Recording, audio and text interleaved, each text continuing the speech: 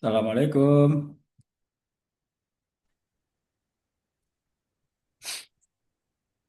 Mas Raditya. Waalaikumsalam. Recording in progress. Iya, Mas. Iya. Yang presentasi sudah hadir. Kenapa, Pak? Yang presentasi apa sudah hadir? Oh, dengung ya.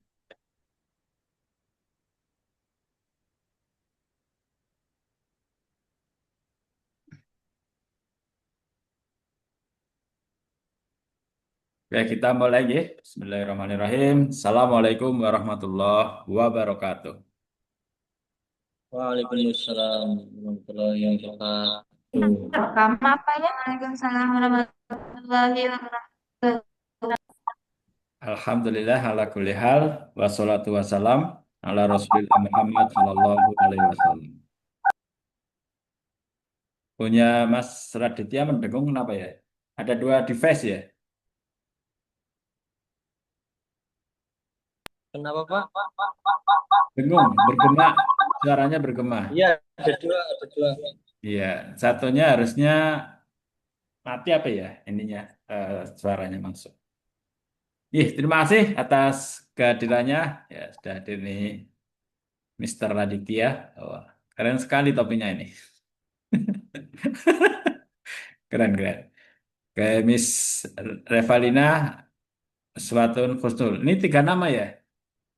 Revalina, Uswatun, dan Husnul. Kemudian Fatih Karina, Haleda. Ya, ya, terima kasih yang sudah berkomunikasi. Raditya, oh iya, Mas Raditya dua device ya, Anissa. Oke, pada sore hari ini ya, kita akan eh, belajar kembali ya, mendalami kembali terkait makosid syariah. Makosid syariah, tujuan syariah. Ya. Apa tujuan syariah? Nah, itu ada dalam 5 elemen yang merupakan karya Imam Shatibi, ya, ulama klasik. Nanti diawali presentasi mahasiswa ya. Ya, kemudian ada sesi diskusi dan closing dari saya. Untuk PPT sudah saya posting ya, di Edu, sudah saya upload absensi juga. Siapa Mas Raditya yang presentasi? Anda? Oh, open your mic.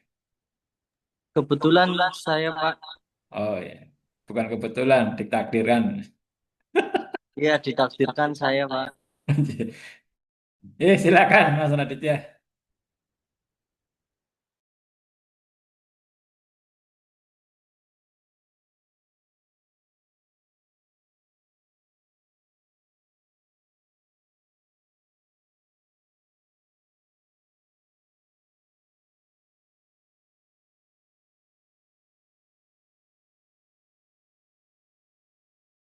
Pak, ini gimana berbagi layar, Pak? Kenapa? Berbagi layarnya bagaimana ya? Enggak ada. Di itu share share screen nggak ada. Enggak ada, Pak. Mas siapa Raditya? Coba saya jadikan co-host ya. Coba, harusnya sih sudah otomatis di settingnya. Share, nggak ada. Itu pakai laptop. Iya, pakai laptop, Pak. Jadi share aja yang panah hijau itu bawah.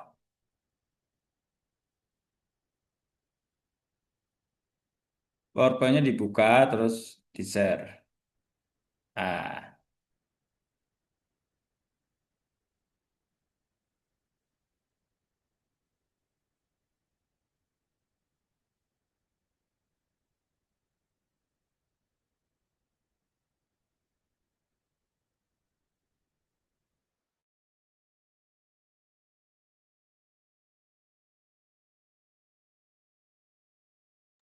Ya, Assalamualaikum warahmatullahi wabarakatuh. Waalaikumsalam warahmatullahi wabarakatuh. Nah, sini saya akan mempresentasikan hasil kelompok saya tentang konsep dan relevansi Maqasid al-Syariah dengan kebijakan rumah sakit serta manajemen risiko dan keselamatan pasien.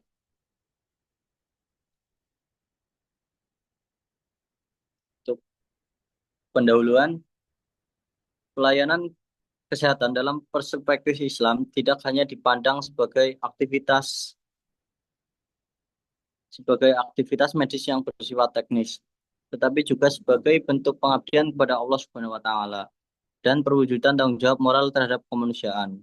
Dalam konteks ini, prinsip maqasid al-syariah menjadi kerangka filosofis dan normatif yang menuntun arah kebijakan serta praktik pelayanan kesehatan agar selaras dengan tujuan syariat, yaitu menjaga kemaslahatan dan menghindari kerusakan.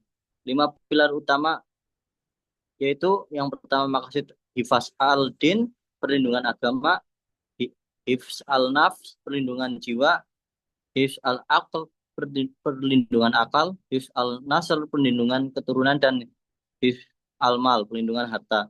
Memberikan dasar etik bagi kebijakan rumah sakit yang berorientasi pada keseimbangan aspek spiritual, moral, dan profesional medis. Ya, topik yang kami bahas pada pertemuan kali ini yaitu ada 3, yaitu yang pertama konsep maqasid al-syariah yang tadi disebutkan, terus kedua relevansi maqasid dengan kebijakan yang ada di rumah sakit, dan yang ketiga manajemen risiko dan keselamatan pasien. Yang pertama ada pembagian maqasid al-syariah yang tadi disebutkan. Yang pertama ada if al-din. Aldin ini tujuan ini menekankan pentingnya menjaga dan mempertahankan keyakinan terhadap Allah Subhanahu wa taala serta menjalankan ibadah dengan benar. Implementasinya dapat dilakukan dengan menunaikan sholat, puasa, zakat, dan haji serta menjauhi kemusyrikan dan kekufuran. Yang kedua ada hifz al-nafs, yaitu prinsip menjaga kesehatan, mengonsumsi makanan halal dan menjauhi tindakan berisiko seperti bunuh diri atau penyalahgunaan zat. Masalahnya adalah menjamin keselamatan dan kelangsungan hidup manusia agar dapat beribadah dan berbuat kebajikan. Dilanjut rekan saya. Ya, baik. Selanjutnya ada hifz al-aql. Akal merupakan anugerah besar dari Allah yang membedakan manusia dari makhluk lain. Islam memerintahkan untuk menjaga akal agar tetap sehat dan berfungsi optimal. Implementasinya dapat dilakukan dengan menuntut ilmu, berpikir kritis, dan menjauhi hal-hal yang merusak akal, seperti minuman keras, narkoba, atau konten negatif. Yang keempat ada hifz al-nasl. Islam menjaga keberlangsungan dan kehormatan keturunan manusia melalui aturan pernikahan, keluarga, dan pendidikan anak. Implementasi prinsip ini dilakukan dengan menikah secara sah, menjauhi zina, dan mendidik anak dengan nilai-nilai Islam.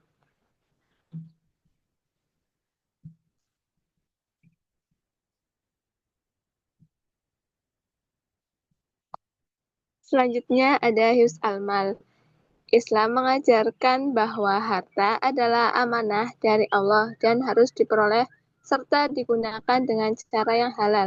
Prinsip ini diwujudkan melalui kerja yang jujur, penunaian zakat dan sedekah, serta penghindaran terhadap riba dan korupsi. Dalam kehidupan sosial, penerapan hifz al-mal terlihat melalui sistem ekonomi syariah, hukum waris Islam, dan pengawasan terhadap transaksi keuangan.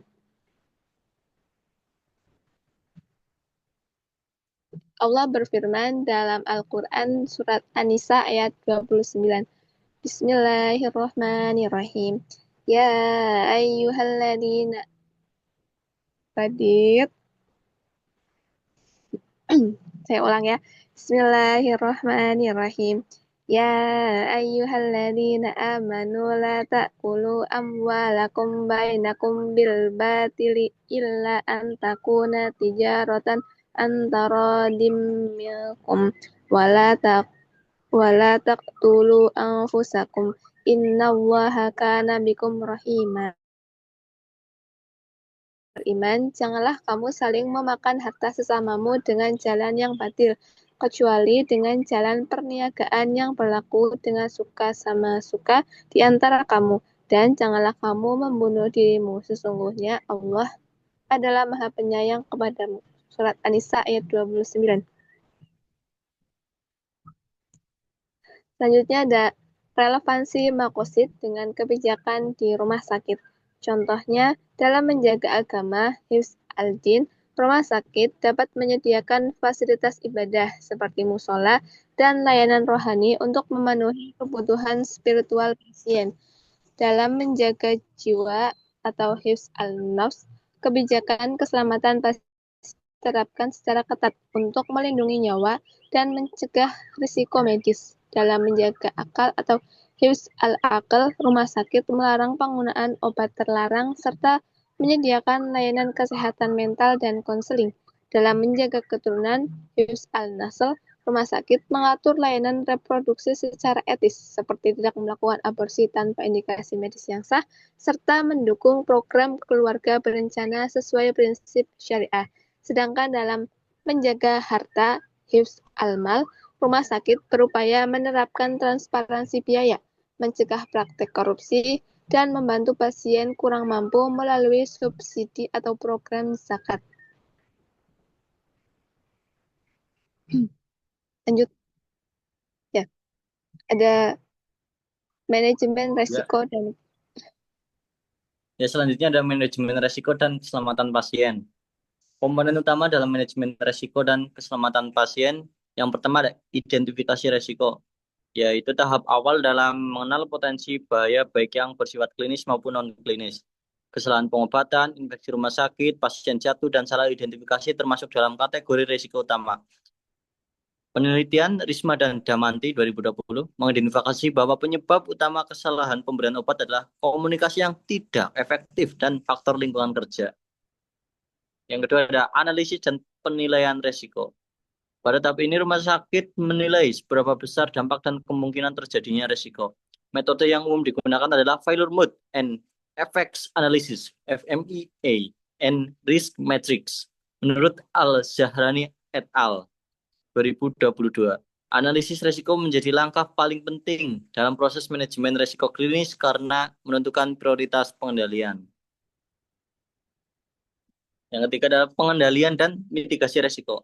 Setelah risiko teridentifikasi dan dinilai, langkah berikutnya adalah menetapkan tindakan pengendalian. Studi Savitni dan Malaha 2023 menjelaskan bahwa pengendalian risiko dapat dilakukan dengan penerapan kebijakan pencegahan, pelatihan tenaga medis, serta pelaporan insiden dan root cause analysis (RCA). Yang keempat, ada monitoring dan evaluasi.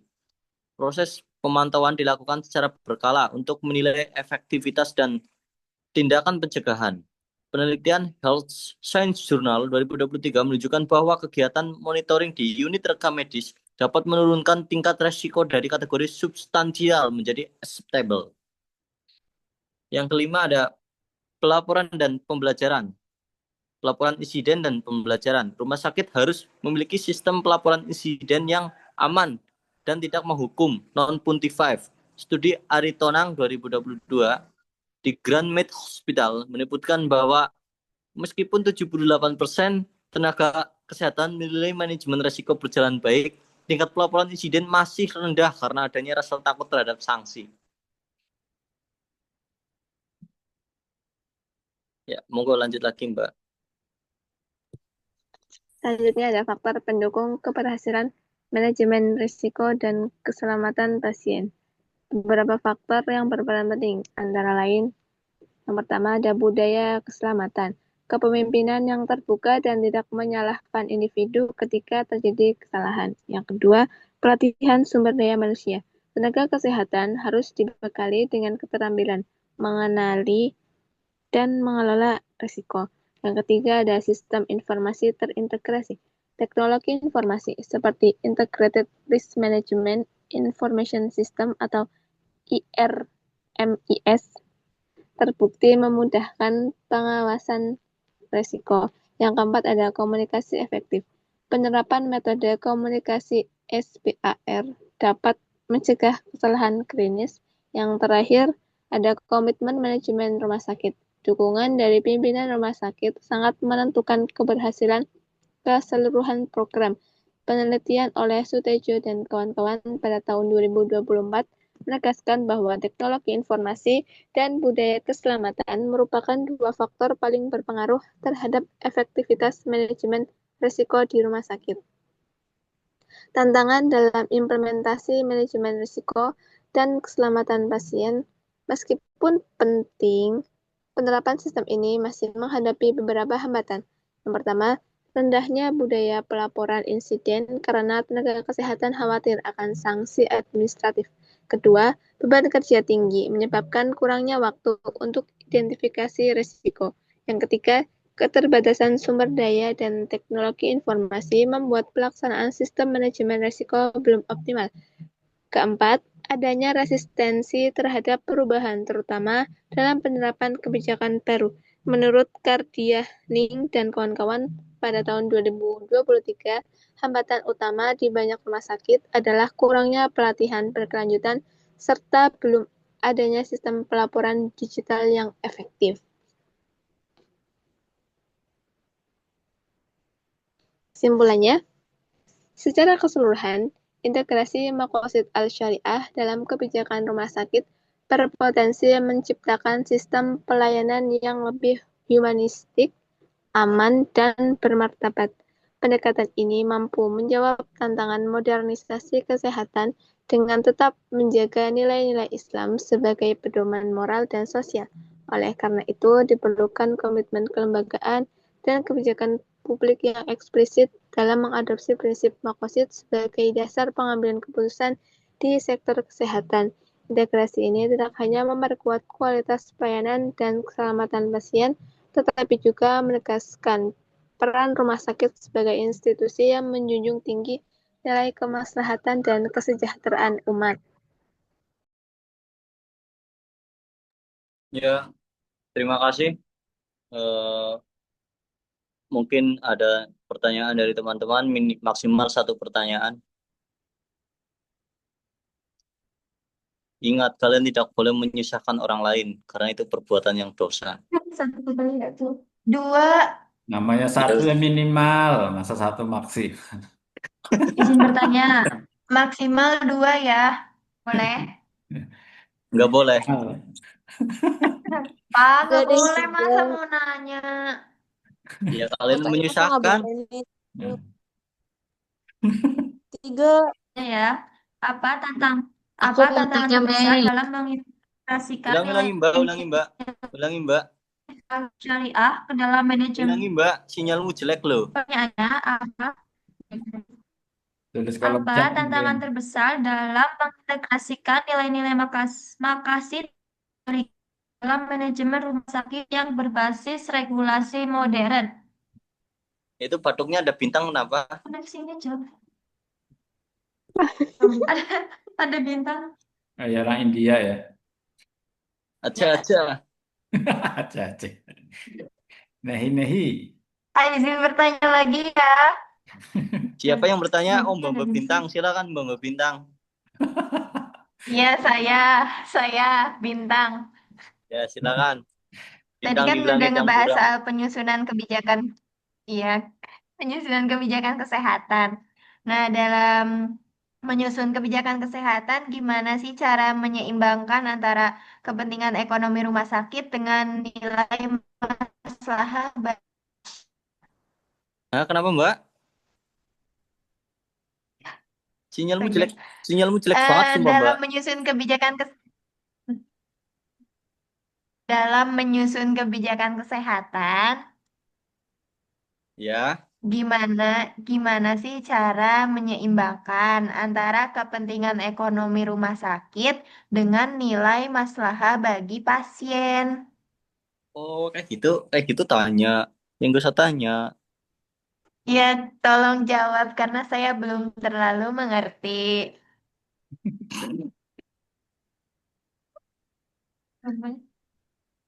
Ya.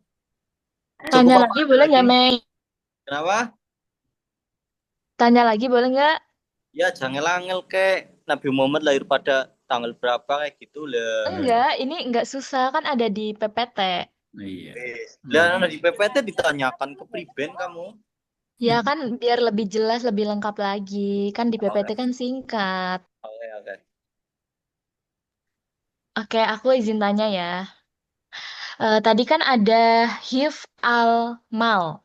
Nah, pertanyaannya, apa hubungan antara konsep maslahah atau kemaslahatan dengan prinsip transparansi biaya rumah sakit dalam perspektif hifz al-mal dan bagaimana hal ini dapat mempengaruhi kepercayaan masyarakat terhadap rumah sakit Islam. Waduh, Anda berbohong. Berbohong itu dosa loh. Lah itu ada tadi di PPT yang Lu tentang biaya apa? manak-manak panjang banget.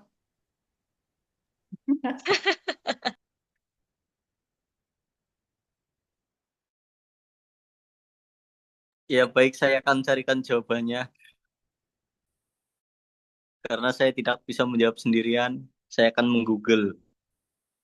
ChatGPT dong. Nah, apa Pak? ChatGPT.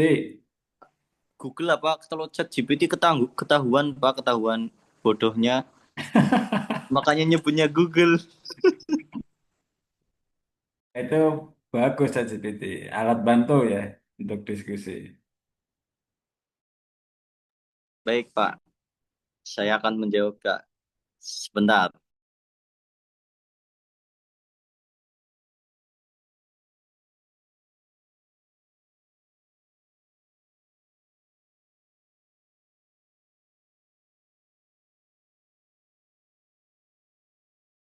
Ini cuma 3 pertanyaan apa, Mas?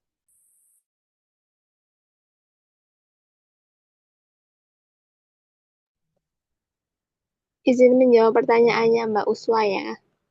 Ya silakan. Oke.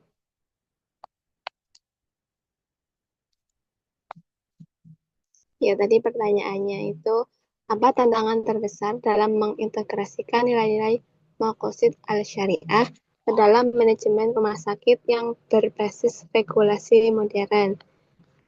Tantangannya itu terletak pada sinkronisasi antara prinsip-prinsip normatif Islam dan sistem regulasi kesehatan yang bersifat sekuler. Dalam konteks Maqasid al-Syariah, tujuan utama seperti menjaga jiwa, menjaga agama, dan menjaga akal itu harus menjadi dasar etis yang semestinya tercermin dalam kebijakan, pelayanan, dan keputusan manajerial rumah sakit. Namun, sistem regulasi modern cenderung menekankan pada efisiensi, profitabilitas, dan kepatuhan administratif yang kadang tidak sejalan dengan orientasi moral dan spiritual Islam. Selain itu, ada tantangan epistemologis dan praktis. Secara epistemologis, nilai-nilai Maqasid al-Syariah masih jarang diterjemahkan ke dalam indikator manajemen modern, seperti quality assurance, patient safety, atau clinical governance. Ini menjadi penyebab utama sulitnya mengukur implementasi Maqasid al-Syariah secara objektif.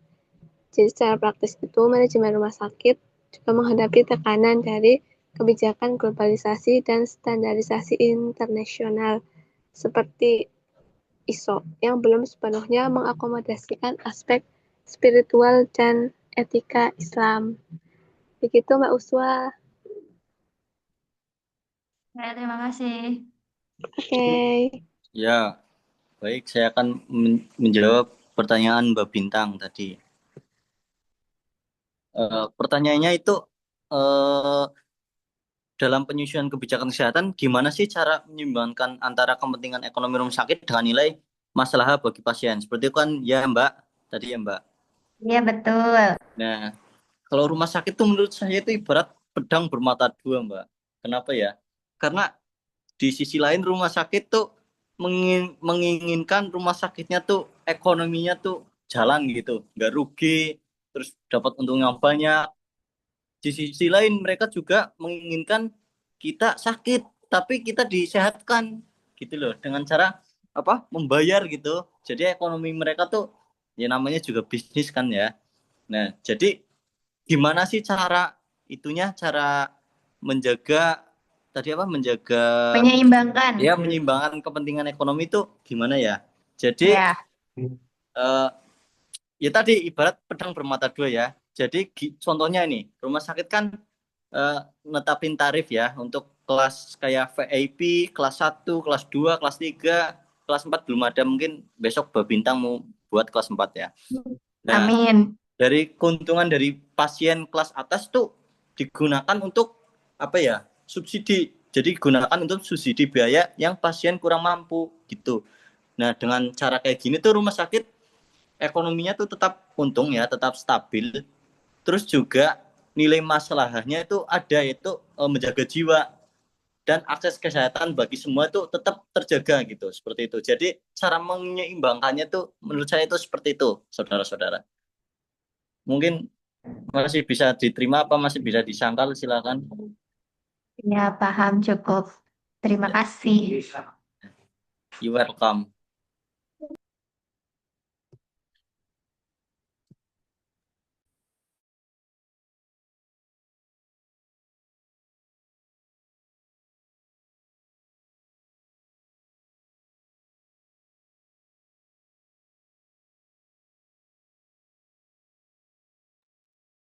Mbak Anissa udah nemu punya Mbak Rina belum?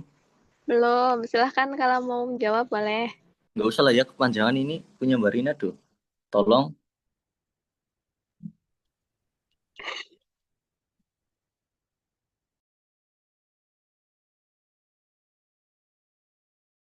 Bisa lah, Mei.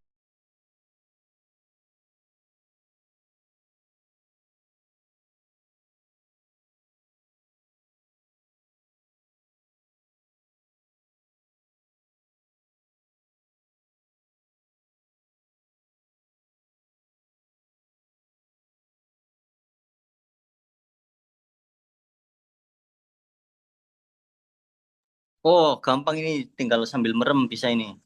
Tadi pertanyaannya Mbak Rina itu panjang banget ya, tapi intinya tuh hubungan antara konsep kemaslahatan dengan prinsip transparansi biaya rumah sakit dalam perspektif hifz almal kan, begitu kan? Terus cara Ya, betul. agar dapat mempengaruhi kepercayaan masyarakat kan terhadap rumah sakit Islam kan? Ya, betul. Nah, nah, jawabannya tuh menurut ini bukan menurut saya, menurut ChatGPT ini ya. Ketika rumah sakit Islam menerapkan transparansi biaya seperti menjelaskan rincian tarif layanan, terus penggunaan dana dan mekanisme subsidi silang, masyarakat akan merasa dilindungi secara finansial. Hal ini itu yang mencerminkan penerapan hifz al-mal sekaligus membangun kepercayaan publik. Nah, jadi jawabannya itu seperti itu, yaitu menerapkan transparansi biaya seperti menjelaskan rincian tarif layanan dan penggunaan dana. Juga menjelaskan bahwa rumah sakit itu tidak mencari keuntungan semata, tetapi juga mengedepankan nilai keadilan dan tanggung jawab syariah dalam pelayanan. Seperti itu, Mbak Rina. Ya, makasih Ya, sudah paham. alhamdulillah. Ya sudah kan ya, tidak ada pertanyaan lagi. Dan pertanyaan saya pun saya tutup. Emang nggak boleh nanya lagi ya? Enggak boleh, enggak boleh. Boleh, Ya Allahu Ah, Akbar. boleh ya? Oke. boleh. Oke. Ya, jadi menurut Mas, bagaimana sih Mbak dong aja, Mas dong. apa? Dek, Mbak menurut Mbak masa Mas, Mbak aja. Mas, Mas. ya Mas itu kenapa sih si Mas Said Al-Syariah penting dalam diintegrasikan dalam kerangka manajemen modern yang bahwasanya rumah sakit itu berbasis efisiensi dan efektivitas? Ya, silakan dijawab Mbak Anissa. Tolong.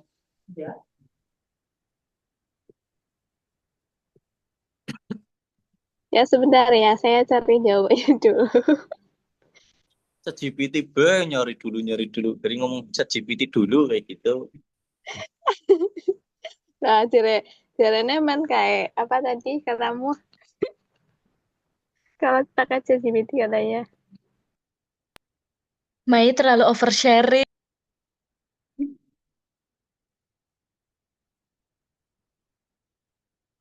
Kan sama Pak Adi, orangnya asik Pak Adi.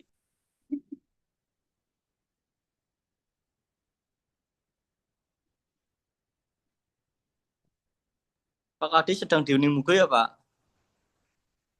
No, I'm at Blackout Ruang Hospital. Oh, itu belakangnya Unimugo, Pak.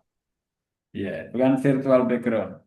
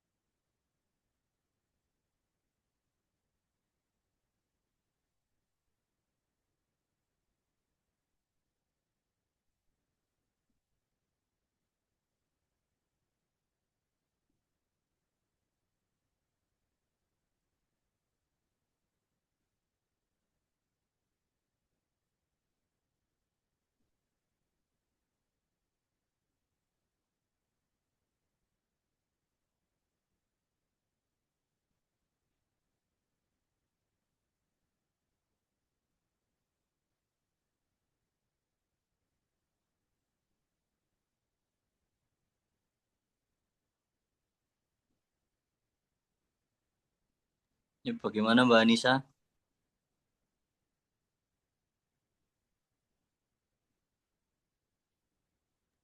Ya, saya sudah mendapatkan jawabannya.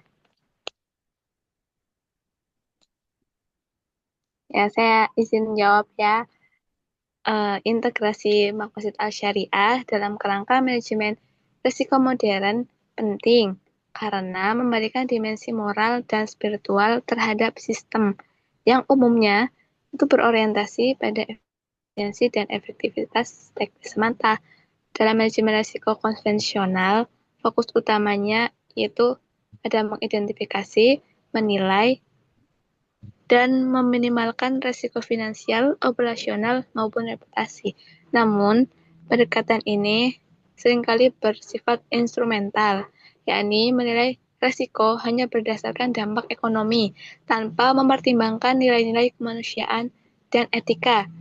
Maqasid al-Syariah memperluas kerangka tersebut dengan menjadikan penjagaan agama, hifz al-din, jiwa, akal, keturunan, dan harta itu sebagai tujuan utama dalam pengambilan keputusan serta mitigasi resiko. Terus, penerapan Maqasid al-Syariah juga memastikan bahwasanya pengelolaan resiko tidak hanya menekankan kerugian finansial, tetapi juga menjaga martabat manusia dan nilai kemanusiaan pasien. Begitu, Mbak Al. Iya, Mbak. Terima kasih. Oke, sama-sama. Ya baik, jika sudah cukup sekian dari kelompok kami. Bila ada kesalahan, saya mohon maaf. Jika ada kelebihan, itu datangnya dari Tuhan. Ya, terima kasih. Saya kembalikan ke Pak Adi Hamid. Ya, kita berikan aplaus ya. Wah, Luar biasa.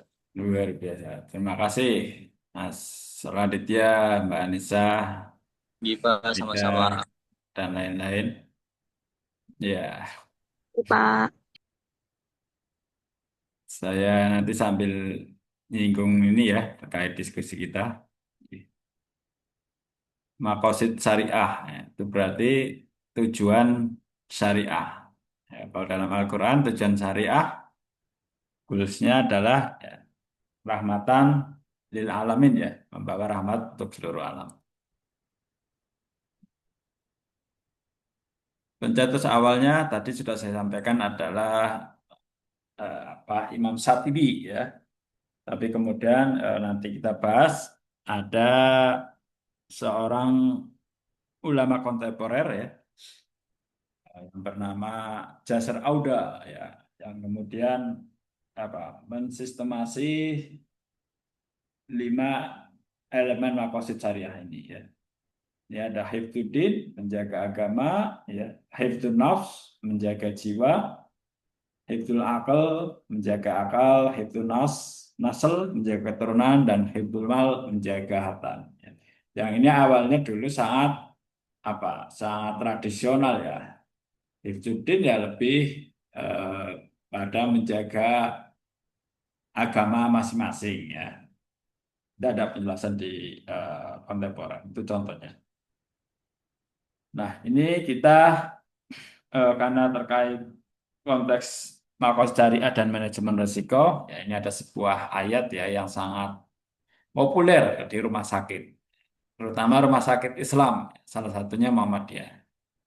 Karena itu di Muhammadiyah juga diadakan yang namanya SIRSMA, Standar Islami Rumah Sakit Muhammadiyah Aisyah. Ya. Ya, kalau di luar standar syariahnya, tapi SISMA versi Muhammadiyah. Pasti mengutip ayat ini ya, Al-Maidah ayat 32. Wa min ajalin dalika katabna ala bani Israel annahu ya. Oleh karena itu kami sudah menetapkan suatu hukum bagi Bani Israel ya. Karena saat itu ya Al-Quran sedang berdialog dengan Bani Israel ya. Tentu ini untuk semua ya, bukan hanya untuk Bani Israel. Mangkotala nafsan bi khairi nafsin, barang siapa yang membunuh seorang manusia au fasadin fil ardi, bukan karena orang itu ya membunuh orang lain, ya kisos ya, kalau dalam bahasa kita membunuh ya dibunuh ya.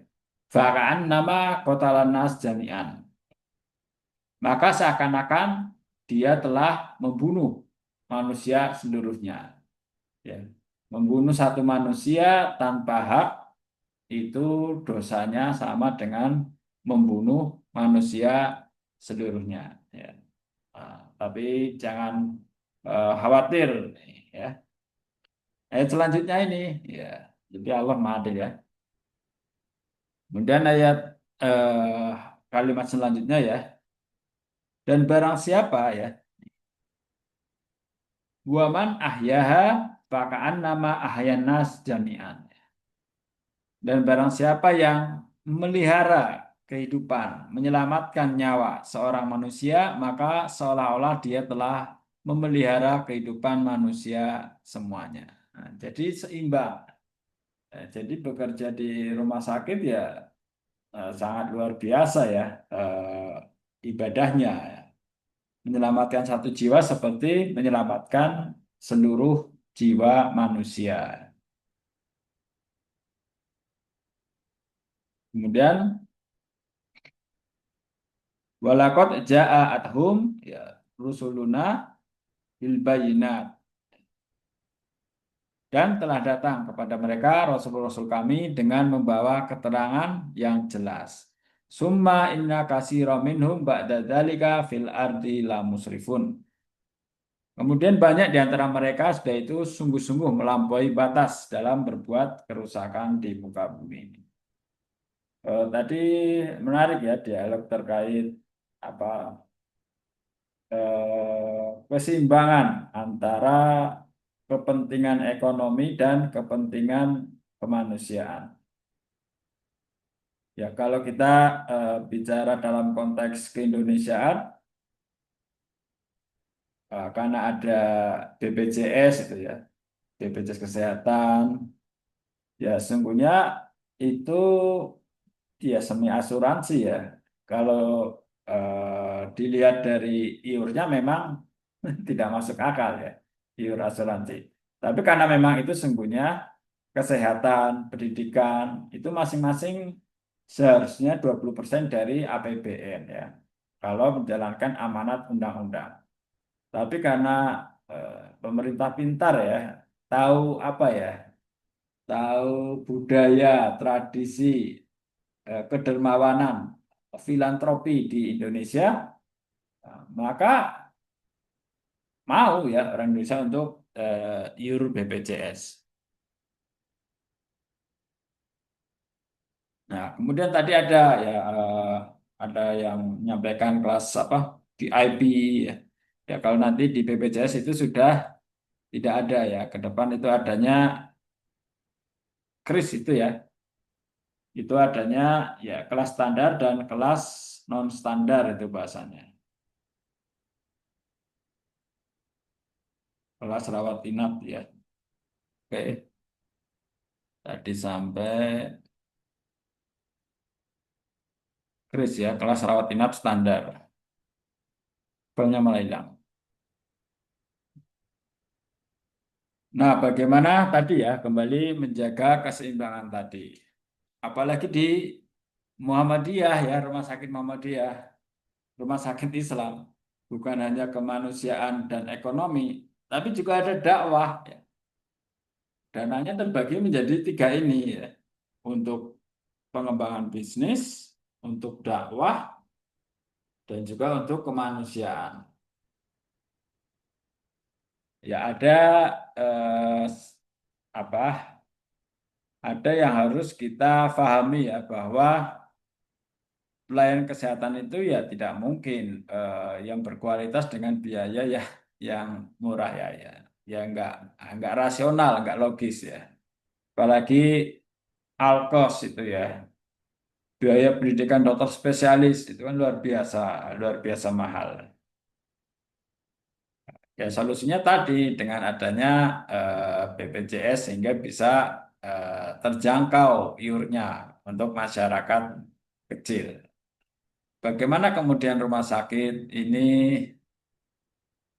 apa ya menjaga likuiditas ya, menjaga cash flow-nya ya agar tadi ya dakwah bisa, kemanusiaan bisa, rumah sakit juga cenderung maju ya.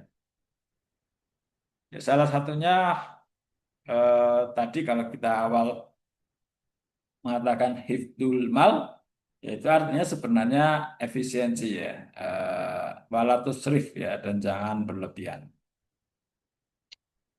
Nih perbedaan dua konsep makosid syariah ya. Yang kiri Imam Shatibi ini sebagai apa? Pembuat teori ya, pembuat teori pertama makosid syariah. Ya, ada hifdzuddin, hifdzul mal, hifdzun nafs, hifdzun nafs, ada lima maksudi. Yang kanan adalah Jasar Auda ya, seorang eh, ulama kontemporer ya, yang kemudian bagaimana karya Imam Shatibi yang apa Maqasid Syariahnya ini disistemasi ya sehingga lebih kemaslahatannya lebih luas. Ini yang pertama Imam Shatibi ya dalam kitabnya ya Al-Muwafaqah. Shatibi mendefinisikan maslahat sebagai hal yang menunjang tegaknya hidup manusia yang makmur dan sentosa. Ya, kemaslahatan jadi tujuan syariah atau maqasid syariah serta terpenuhnya segala kebutuhan dasar akal biologis sehingga manusia di dunia dapat hidup layak. Nah, bagaimana eh, Jasad Auda ini meresponnya ya? Pertama bahwa teori maqasid syariah versi Jasad Auda yaitu sebuah teori yang berorientasi kepada perlindungan keluarga. Ya, apa? Preventif berarti ya. Kepedulian yang lebih terhadap institusi keluarga. Ya, kalau di awal nafas syariah apa hifdun nafs menjaga jiwa itu lebih kepada personal seseorang, tapi ini benar-benar satu keluarga, komunitas terkecil dalam suatu kehidupan. Kemudian yang kedua, melipat gandakan pola pikir dan penelitian ilmiah, mengutamakan perjalanan untuk mencari ilmu pengetahuan ya. Ini apa? Hifdzul akal ya, menekankan pola pikir yang mendahulukan eh, menekan pola pikir yang mendahulukan kriminalitas kerumunan gerombolan. Ya, ya biar mengurangi kriminalitas itu bagian dari apa hifdzun nafs ya, menjaga jiwa. menghindari upaya-upaya untuk meremehkan kerja otak, ya, hifdzul akal. Ini kan kalau kita bicara di dalam umat Islam, bagi sebagian itu meremehkan akal, ya. Jadi ketika ada gap, ya, ada kesenjangan antara teks Al-Quran dengan realitas, jembatannya kan sebenarnya tafsir, ya. Kalau ada kesenjangan antara teks Al-Quran dengan realitas sosial, ya jembatan yang bisa menghubungkannya itu adalah tafsir Al-Quran. Ya. Karena itu penting bagi kita dalam beriman kepada Kitabullah, kepada Al-Quran, tidak sekedar membaca Arabnya, tidak sekedar hafal, tidak sekedar hataman Arabnya, tapi membaca terjemahnya, membaca tafsirnya, ya, sebagai jembatan antara teks dan konteks. Ya, karena Al-Quran itu kitabullah, ya. Al-Quran itu hudalinas, petunjuk bagi manusia. Hudalil mutakin, petunjuk bagi orang yang bertakwa. Ya, kalau petunjuk ya kita harus tahu, ya, tahu maksudnya apa. Ya, karena kita bukan orang Arab, ya mau nggak mau harus baca terjemahnya, minimal baca terjemahnya, syukur tafsirnya, ya, karena baca terjemahnya tidak cukup, itu karena hanya lughawi, ya, belum ke kontekstual. Nah, karena itu perlu, di Indonesia itu perlu loh, bukan hanya budaya hataman Arabnya, tapi perlu budaya hataman terjemahnya. Ya, ya, inilah salah satu penyebab kenapa mayoritas negara yang penduduknya Muslim itu relatif tertinggal, ya, baik bidang kesehatan, teknologi, ekonomi, politik. Ya karena beriman kepada Al-Quran berhenti kepada membaca Arabnya, berhenti menghafal, ada menghafal Arabnya, berhenti hanya hataman Arabnya. Padahal Al-Quran petunjuk agar kita hasanah fid dunya wal akhirah, di dunia dan juga di akhirat. Kemudian ini yang kedua dari Imam Satifi, jika maslahat dapat mengalahkan mafsadat, maka wajib bagi agama untuk mendorongnya. Jika maslahat dapat mengalahkan mafsadat, maka wajib agama untuk mendorongnya. Ya, misalnya di rumah sakit, ya, di rumah sakit tentu ada pilihan-pilihan, ya, pilihan-pilihan. Tadi misalnya bagaimana terkait menjaga keseimbangan antara kepentingan bisnis, kemanusiaan, dan dakwah. Ya, ya ini pintar-pintarnya rumah sakit juga, ya. Apalagi ketika bekerja sama dengan asuransi lain atau seperti BPJS, ya. Misalnya terkait terapi obat, ya. Ya bagaimana mencari formularium, ya, yang itu efektif tapi juga paling efisien. Nah, itu. Jadi bukan hanya ya itu jalan tengah, ya, bukan hanya asal mahal. Ya dari rupa betul, ya, tapi kemudian mencari titik tengah, keseimbangan, titik temu, ya, antara kepentingan ekonomi dan kepentingan kemanusiaan sembuh. Ya bagaimana apa formalium obat itu eh, bisa dapat dua-duanya sehingga bisa berjalan. Itu misalnya baru contoh terkait obat, ya. Karena bisa dibilang di rumah sakit, ya, pengeluaran untuk obat itu ya rata-rata 20%, ya, dari apa dari omset, ya, dari pendapatan.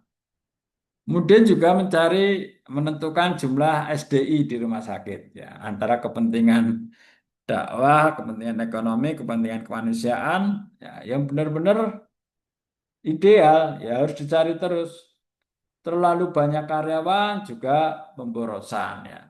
Terlalu sedikit karyawan bisa jadi mengurangi efektivitas. Nah, bagaimana mencari tengah-tengahnya, ya? Karyawan yang pas, tidak terlalu banyak juga tidak terlalu sedikit. tapi benar-benar efektif dan efisien. Nah, sebaliknya ya, jika mafsadat dapat mengalahkan maslahat, maka wajib bagi agama untuk melarangnya. Bagi Imam Shatibi, maslahat dari agama tidak mentolerir mafsadat sekecil apapun. Ya sebenarnya itu ya. Tataran ideal ya mendatangkan maslahat tanpa mendatangkan mafsadat atau kerusakan. Ya seperti kasus tambang ya yang sempat viral. Ya, bagaimana? Apa iya misalnya ya dengan kegiatan tambang itu tidak ada mafsadat ya, tidak ada kerusakan. Nah, kemudian ada yang berargumen ya selama maslahatnya lebih banyak daripada mafsadatnya, selama manfaatnya lebih banyak daripada mudaratnya atau keburukannya, it's no problem. Ada yang seperti itu. Tapi agama tentu apa ya meminimalisir apa dampak dari mafsadat tadi. Kemudian bagaimana dalam pandangan Jasar Auda menjaga hifdu nafs dan melindungi martabat manusia ya, menjaga dan melindungi hak-hak asasi manusia. Ya, ini lebih jauh daripada Imam Shatibi ya. Imam Shatibi menjaga jiwa ya sekedar apa berhenti pada tidak sampai meninggal seperti itu ya. Tapi Jasar Auda melompat lebih jauh yang namanya hifdun nafs ya juga sampai melindungi hak asasi manusia. Ya termasuk dalam konteks rumah sakit ya. Kemudian juga hifdun menjaga, melindungi dan menghormati kebebasan beragama dan berkepercayaan. Ya ini hifduddin ya, menjaga agama, melindungi dan menghormati.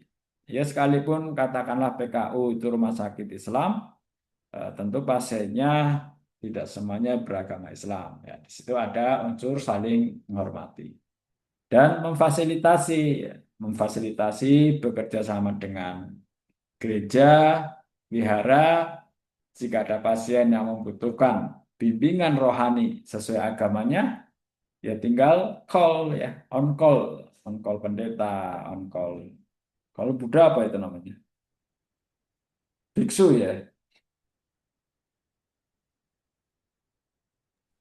Om Kemudian Swastiastu. kenapa? Om Kenapa? Swastiastu. Oke. Kemudian yang satu ini ya, tujuan makosid syariah menurut Mas Hatibi untuk melindungi tiga kategori hak manusia ya. Zuriyat, hak primer, hak sekunder, dan hak suplementer. Kemudian kita ke dasar Auda ya, yang kita yang kontemporer aja ya, yang lebih berkemajuan. Mengutamakan kepedulian sosial, ini versi lama saya kayaknya ya.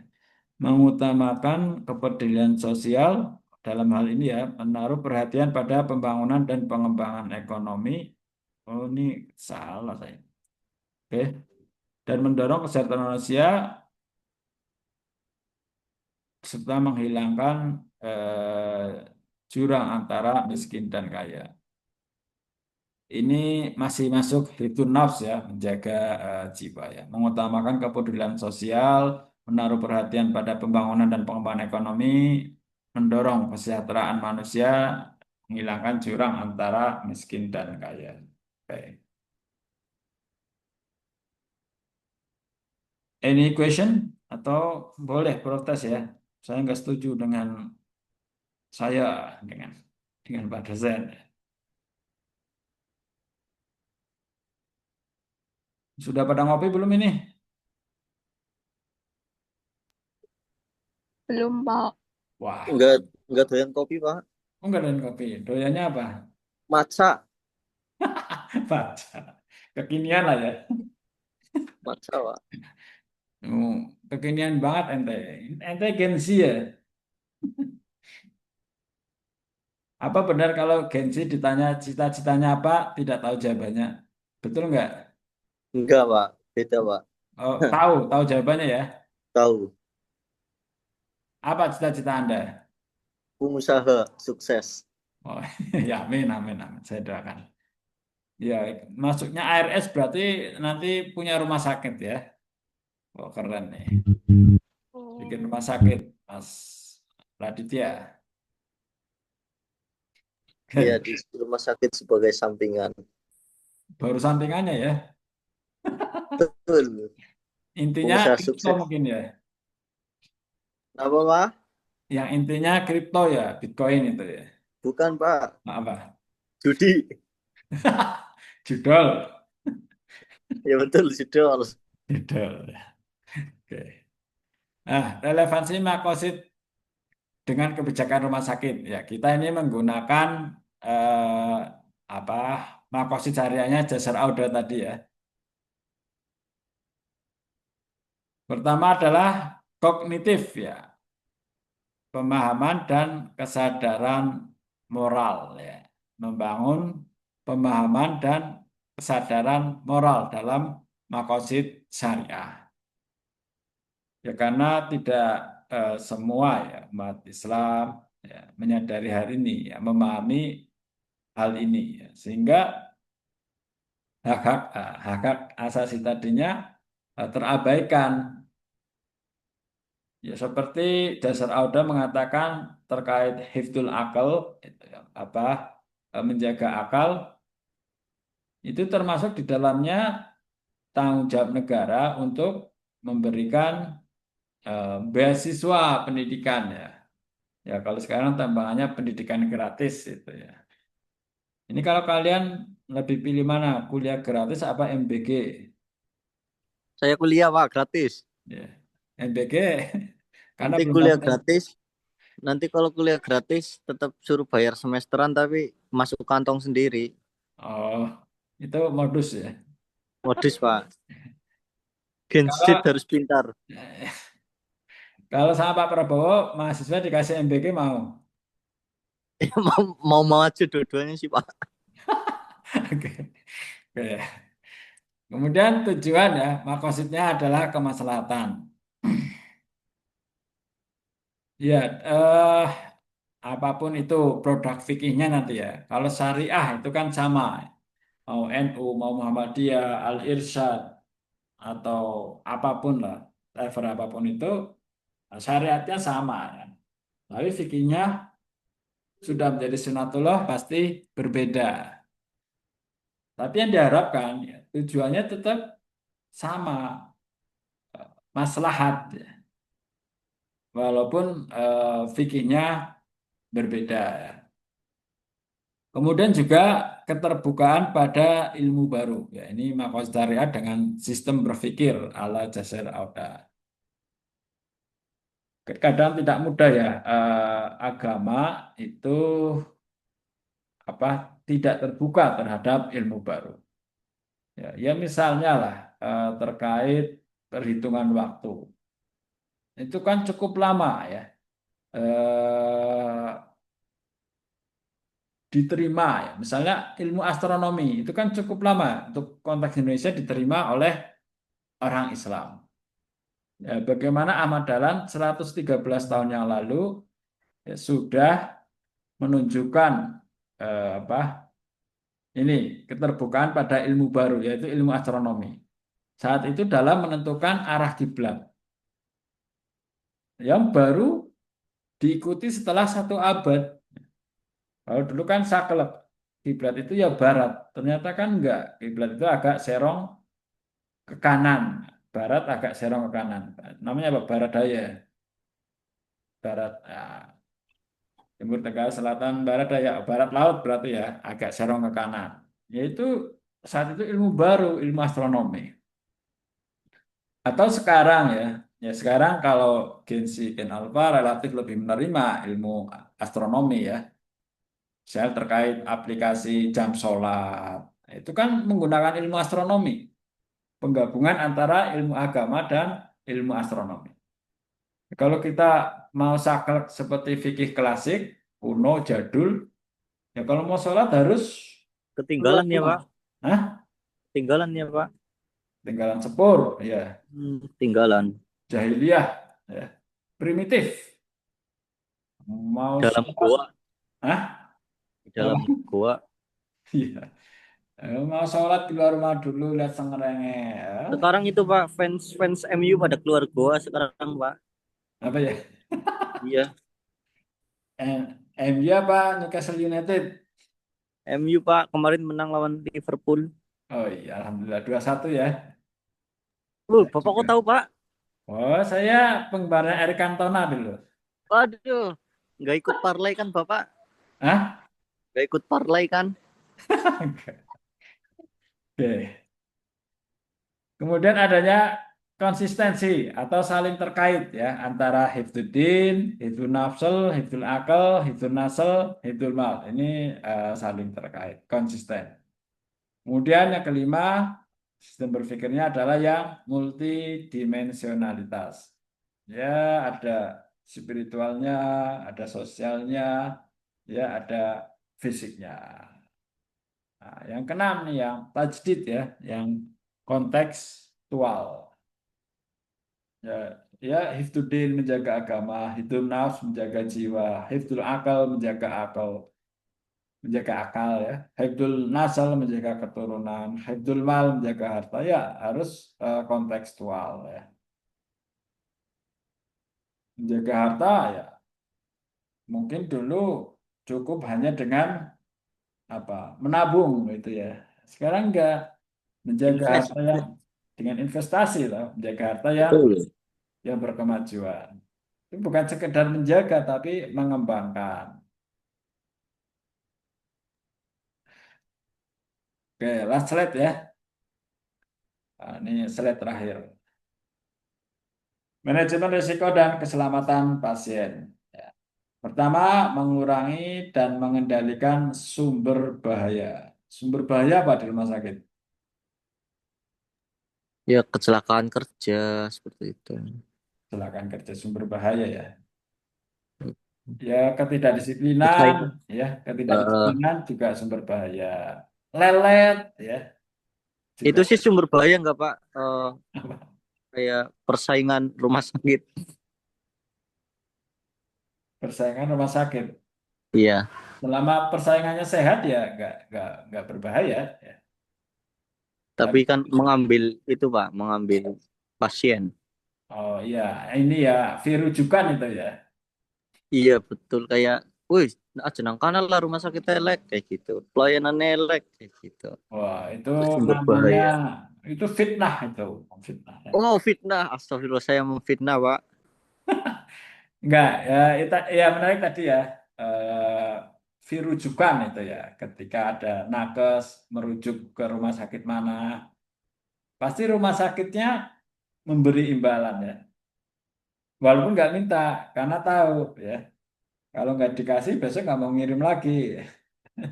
Oh jadi yang rujukan kayak gitu tetap dikasih imbalan ya Pak? Iya, ya bahasanya transport seperti itu ya.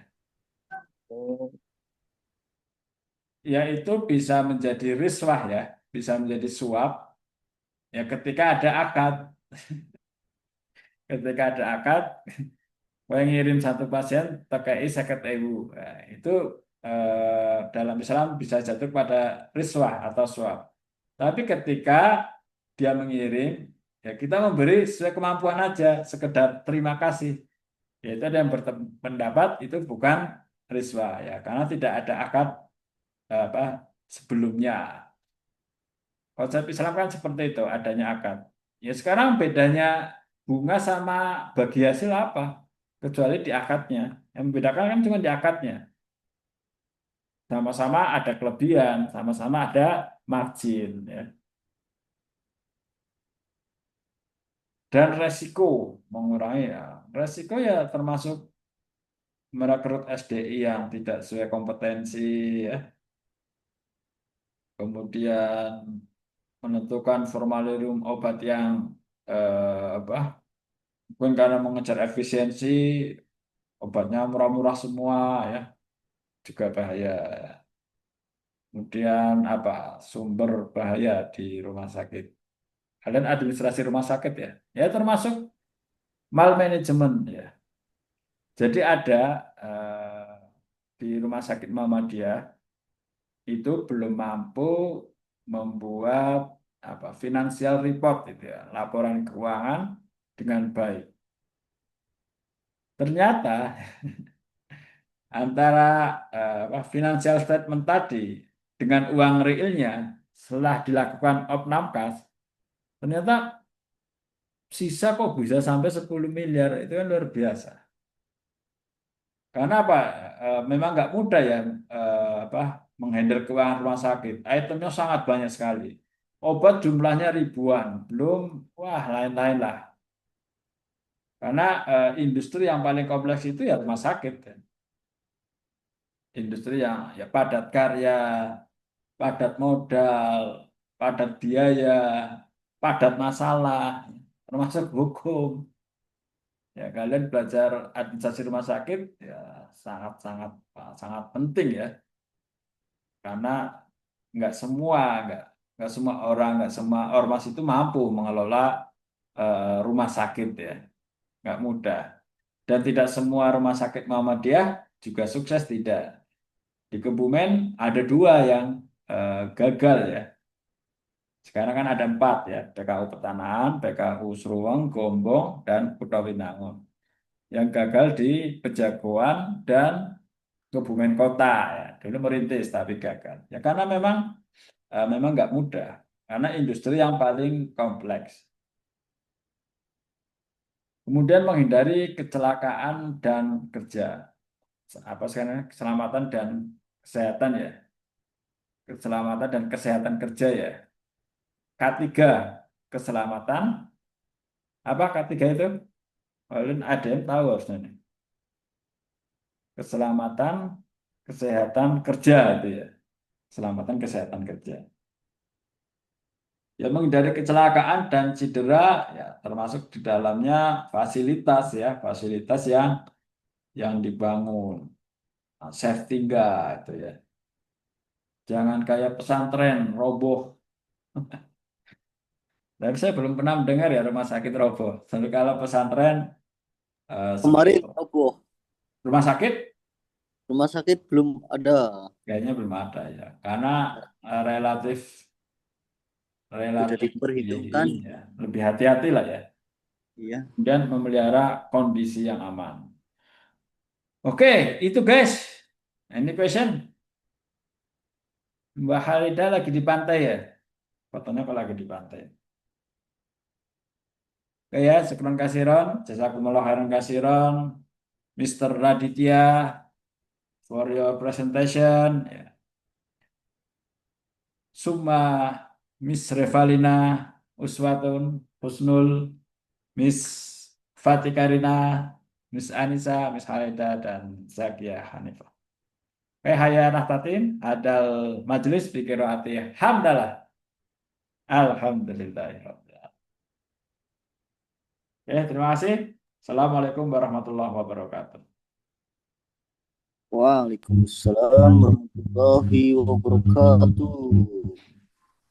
Ngopi Mas Raditya.